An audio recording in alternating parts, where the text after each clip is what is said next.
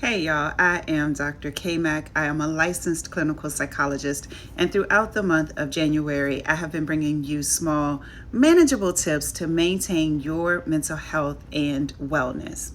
Now, I have to admit that since, TikTok had its little glitch or whatever has been going on with the app, I haven't posted any content related to this, but I did just because of what's happening in the world and knowing the impact of how these things can feel far away but so close at the same time. I wanted to come on here and give you all some information. So let me see. Hold on, y'all.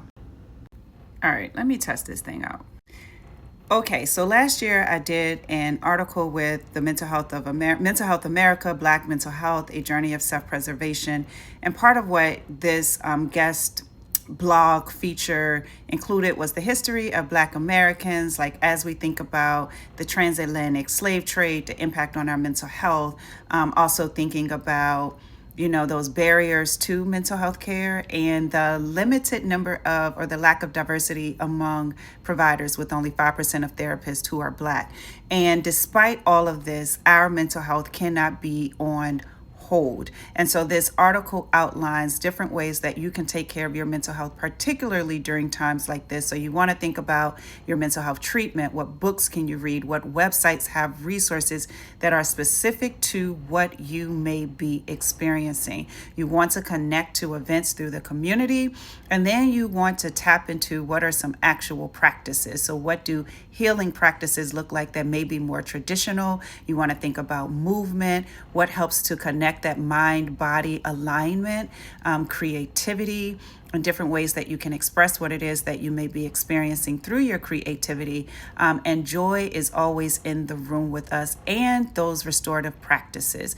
Other ways of healing are thinking about nature, so getting outside, being in nature, community wellness. Are there healing circles that you can attend, group therapy, and even those sacred places such as the barbershop, the beauty salon, the nail salons in the Black history. During a time where others are trying to seek and redefine who we are, redefine our history, redefine what we mean to this world, we have to be responsible and take care of us. And so I wanted to just come back on here. There's a lot of chatter on TikTok about what you can post about who should be posting about this, about who should be doing a statement. And I want to send a reminder to my people that when you look at what's happening in the world, again, it can feel far away and so close because there is this, you hear people talk about like how trauma is passed down through generations. You hear people talk about epigenetics. You hear people talk about how these things that happened to our ancestors shaped their DNA and maybe how we process and feel in our bodies or when things like this happen. So I just want to offer a viewpoint that because of things like that, when something is happening, you can feel triggered and may not realize, why is this affecting me so deeply?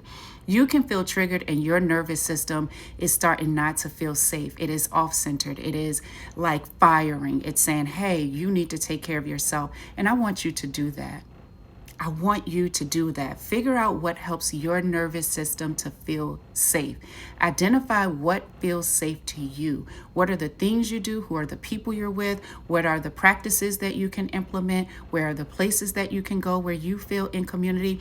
And no one else can tell you how to celebrate you, how to express that joy, or what your responsibility should be during a time like this. Your responsibility right now is you. And then after that, you're going to figure out what you have the capacity to do, who you have the capacity to give it to, and how you want to show up.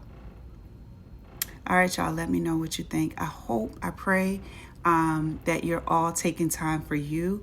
Take breaks from social media, take breaks from the news, take breaks from having certain conversations, take breaks from watching people lives shift and change forever. What's that word I use? Unalive. Be mindful of how much you're taking that in, because it's not just an image. It's not just a video. There are real implications as a result of that. All right, y'all, let me know what you think.